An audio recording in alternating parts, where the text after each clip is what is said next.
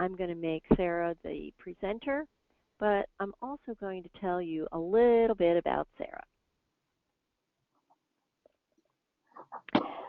First of all, my name is Laura Egan, Director of Product Management for Literacy at William H. Sadleir Publishing Company. Our presenter today is Sarah Ressler Wright, aka Vocab Gal. Sarah has taught English language arts for 13 years and is now the head librarian at her school. Sarah is a national board certified teacher and received the Ohio English Teacher of the Year Award and several other awards and designations throughout her career. Sarah is also part of the Sadleir family with her weekly blog, Vocab Gal. We are so happy, as always, to have Sarah here today as part of our webinar series and to share with us her great ideas for teaching vocabulary to students in grades K through 5. Welcome, Sarah. Thanks, Laura. I'm really excited to be here and to see so many of you listening in. So let's do vocabulary. First, it's really easy to find me and to find all of my resources. Literally, you can just go to Vocab Gal or you can go to sadleirschool.com and you can see we've got all kinds of great resources right here that you can click on once you're in Vocab Gal. It's also differentiated by games, writing, word of the week, author interviews, teaching strategies, seasonal, and more. So I'm just so excited to have you all here and to talk specifically K through 5 about fun vocabulary strategies. So let's make sure that we have a goal for the afternoon, and it's for 30 minutes. We're gonna, once you walk away, you're gonna have a working knowledge of engaging vocabulary activities and games for your students to learn new words. So that's my goal for you, and hopefully you're along for the ride. First, I just want to go over my key ideas about vocabulary integration. And William Nagy is the big sort of guru of vocabulary instruction, and he says that you need 3 specific things to make a great vocabulary instruction each and every day.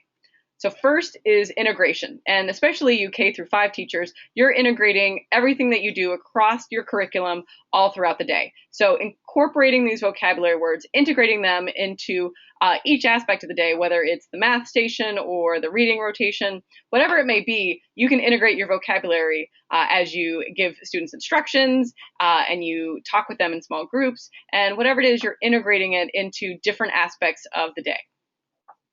Second, reiteration. And as you know, it's really important to say things over and over and over again. So really making words just understood by their repetition is the second way to make really strong vocabulary instruction. And then finally, making them relevant. And just as we know that students learn best when they understand how things are connected and why it's important for them to learn words. And I know my son is in 2nd grade this year, and since kindergarten, it's really about writing stories that connect to him. And so making these words relevant to his stories and to his writing and to what he's reading. I think you're already doing it every day, and so you can feel confident that these 3 aspects of vocabulary instruction are what you should do every day, and hopefully you already have a lot of ways that you're doing so. My first idea is really fun because I love to play checkers with my son, and one day I thought, hey, this would be so great if we could do vocabulary checkers. So there's really 2 steps to this. And first, you can have your students fill out the chart as one of the daily vocabulary practices. So you'll notice here, bam, I filled in my chart with every red square. I've had to add a vocabulary word. And so that in and of itself can take quite a while for students to decide. Maybe the easier words are sort of up front, the harder words are in the back, but they've put in their vocabulary into the vocabulary checkers game. And then maybe on another day, you have them play it and you bring in nickels and dimes, or you have your own set of sort of checkers that each student can play with one another, and they can take turns using their boards. And so anytime a student makes a move, if the starts here and then they have to move to convert, then the student has to use convert in a sentence, and it has to make sense in order for them to move. So super fun way to get vocabulary in and also have some fun challenges with games.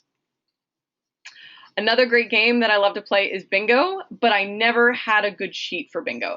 And so I'm so happy. I love being a part of the Sadleir family. And so when I say, hey, I need a great bingo sheet, the graphics design team makes one for me, which is awesome and insane and makes me happy every day.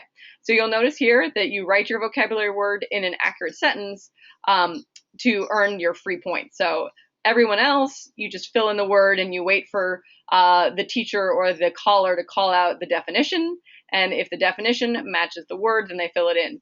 But this free spot, they have to write a sentence with a word. And so just like bingo, that you decide how they get the bingo, just a little twist on it with vocabulary. I know all of you elementary teachers already have dice in your classroom. And so this game should be really easy to play. And I know you play a lot of different dice games. And so here you can roll real dice that you already have or die. Or there are lots of great computer apps and free apps. So if you have some iPads, if you run out of dice, then you can download the dice app and you can just hit it. And it's kind of a fun way to roll your dice.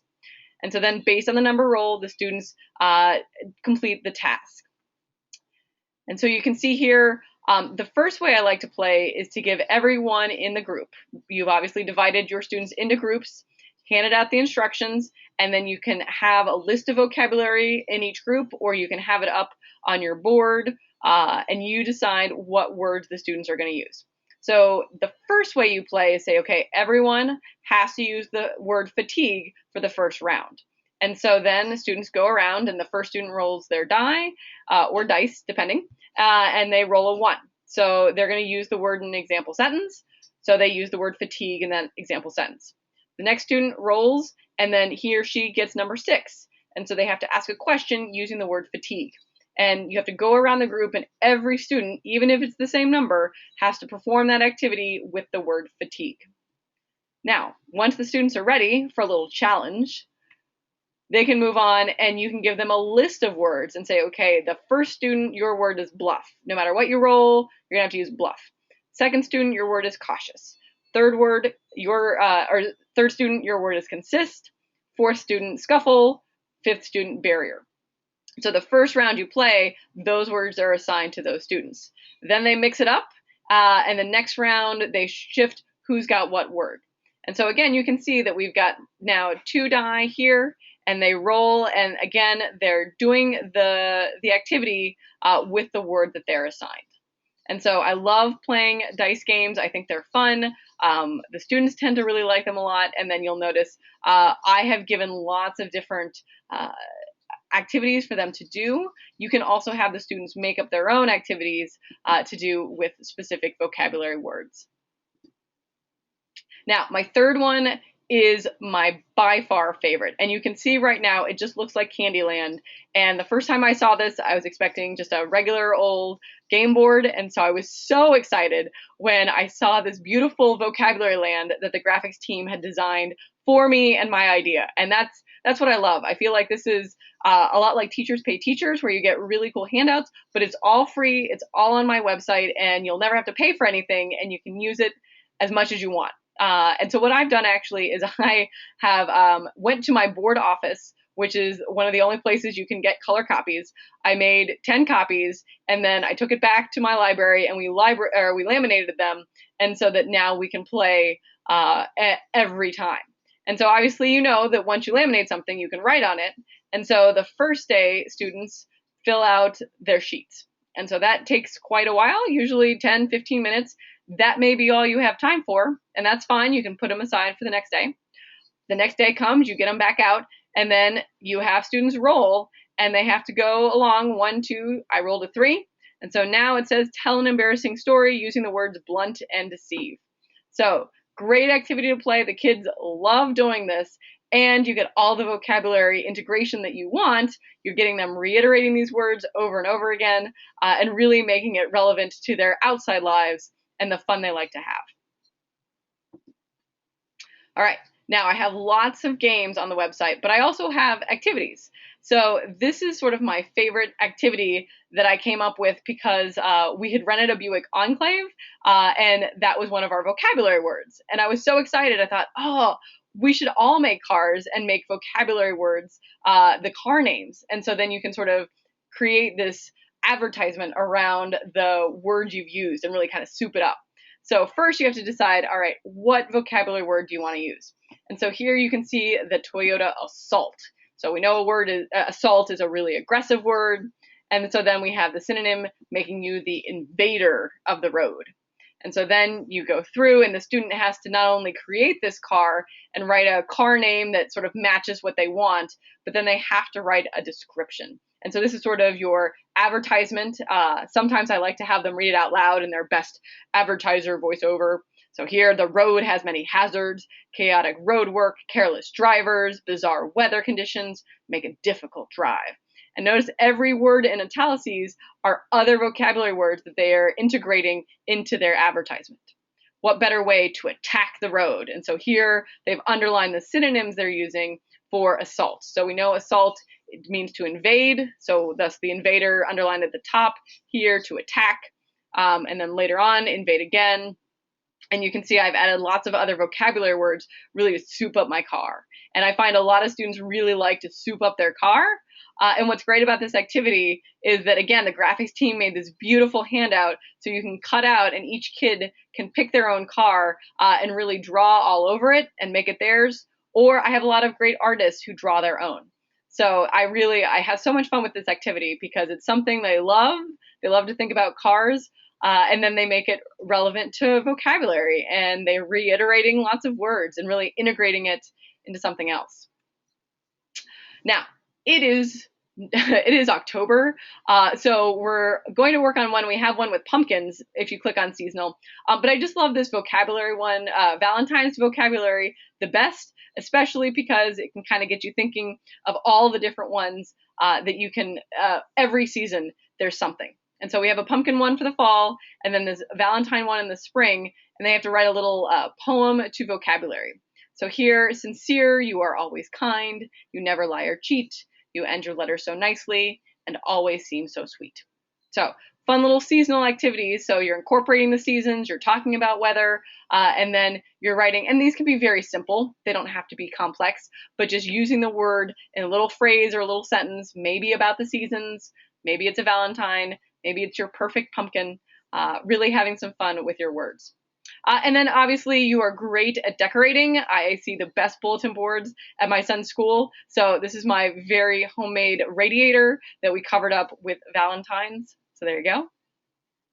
And then obviously when it comes around for St. Patrick's Day, we have another one. So just again, highlighting that for every season, we have really fun activities to do. And so then here, there are two options for students. They have to describe a time that they were lucky with their vocabulary, or if they had a pot of gold, what would they do with it? And then a middle school teacher, I just loved her door. She sent this to me. I was so excited, again, that not only am I excited about words, but then when you share your pictures with me and share all the great things that you are doing, please do. You can certainly tweet them to me, put them on Facebook, email me, any way you can contact me. I would love to share the great things that you are doing every day and your great displays all over the place. You can inspire other people.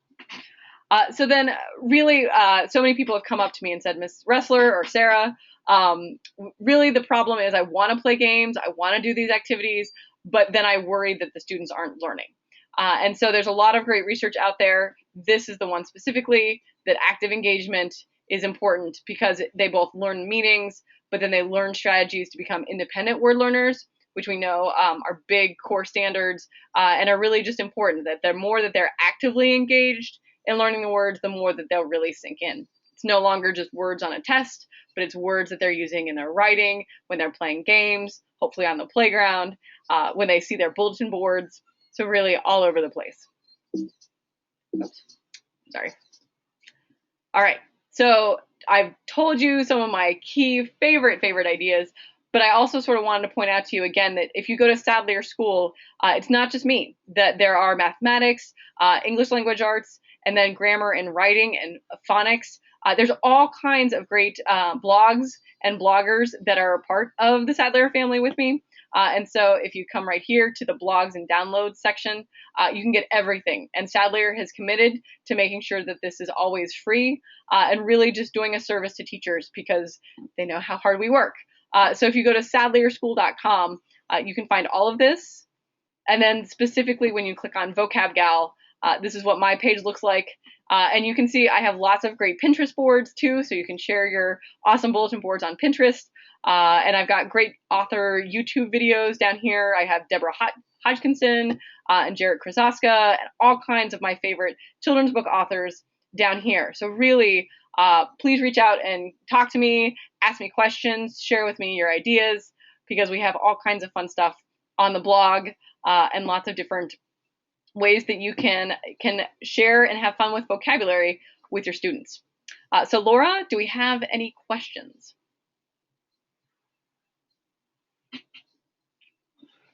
Sorry. Yes, we do. The first one is, can you provide a word of advice when implementing this kind of strategy or these kinds of strategies for EFL or ESL context? Usually vocabulary building is one of the stages of English language at which students struggle the most.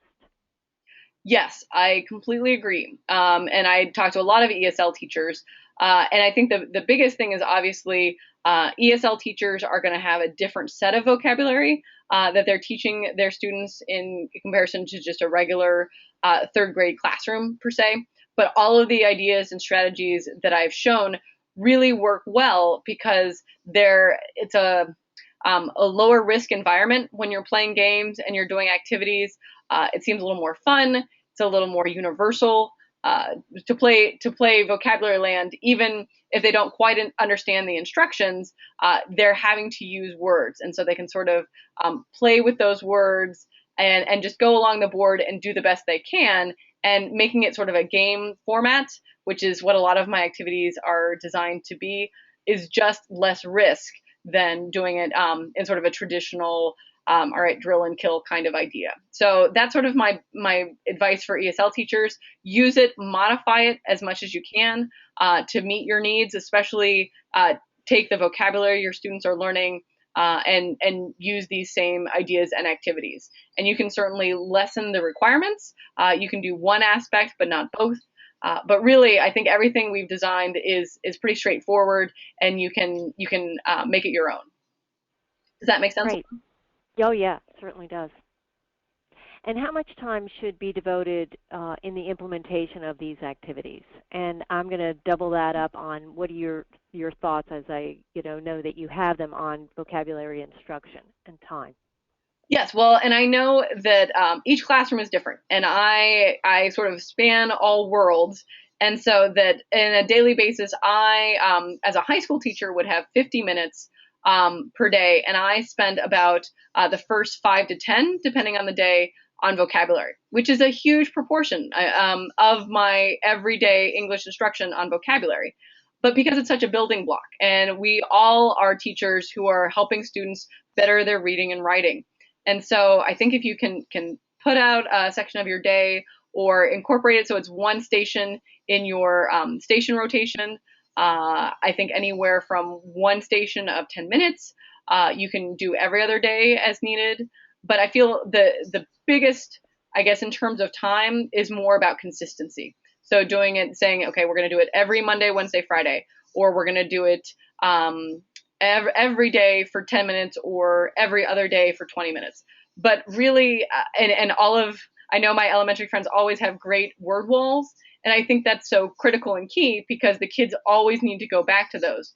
And my friend Misty says, we respect what we inspect, which I think is awesome advice, that we know vocabulary is so important and such a building block that we need to make time for it. And so I would say make a little chunk of each day or every other day so that students see that it's coming up again and again. They hear you saying those words, and maybe it's a day you don't actually have a vocabulary activity or game or lesson, but you've just made it a point that you have stars on 2 words, and the goal of the day is to use those words as much as possible. So it can be something silly and fun, so it doesn't have to be direct instruction or a direct activity, but making students conscious of their choices of words and sort of bringing them back to the idea that the more that they use their best vocabulary, the better writers they are and the better readers they are because they're identifying that. That's super. I want to piggyback on that also because if you're using centers in your classroom and you have that a area that you can always have a vocabulary game or activity that you can place in that center, there may not be that time that you have to forfeit or Yeah, plan in your teaching instruction time, but also it could be part of when work is over, but it yeah. still is consistent with your instruction. That's a great idea. Okay, one question here is teaching sight words can be challenging. Mm-hmm. For English language learners, this particularly is difficult when many of the early words are prepositions or pronouns. Hmm. What do you suggest in teaching these words?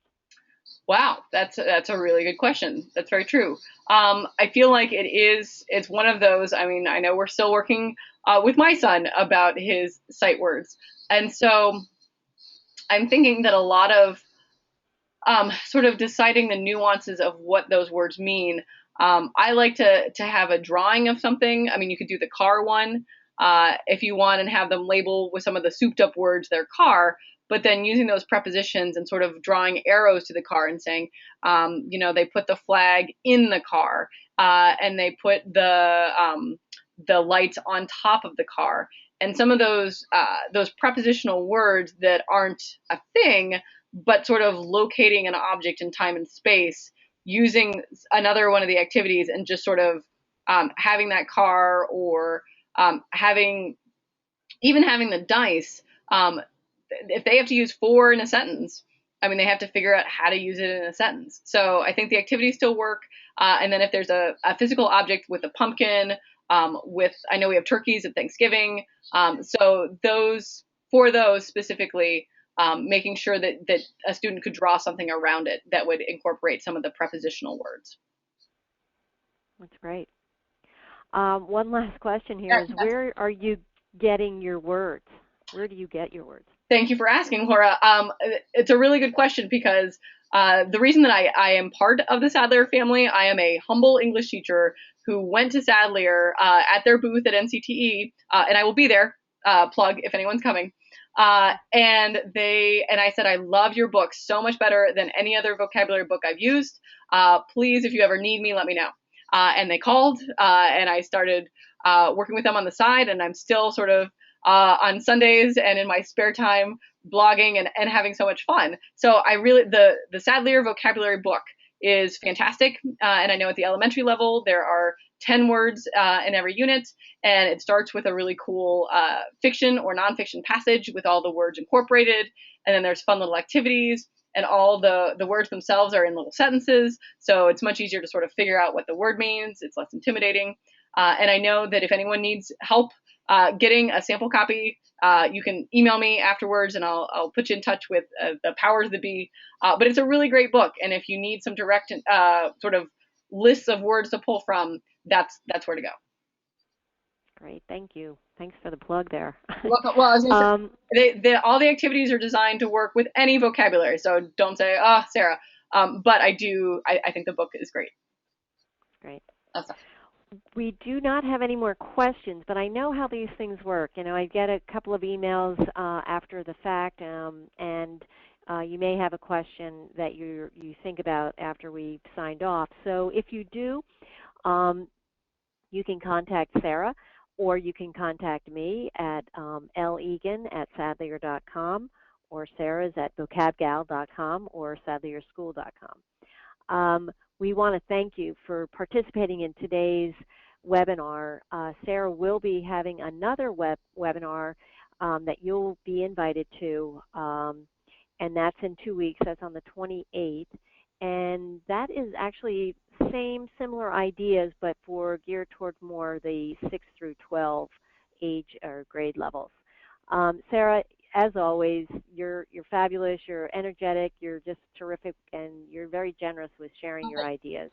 I just want to invite everybody to go to Sarah's blog and download all the resources that you can find and can fit into your classroom schedule. You will be getting the handouts from today's webinar in an email in the next day or two. Yay. So you don't have to download those. And you can email Laura back when she sends you the email if you have more questions. That's right. Okay, so thanks so much, Sarah. Thank you. And everyone on the phone, thank you for your time. And we hope to see you back here again. Thanks so much, everyone. Bye. Bye bye.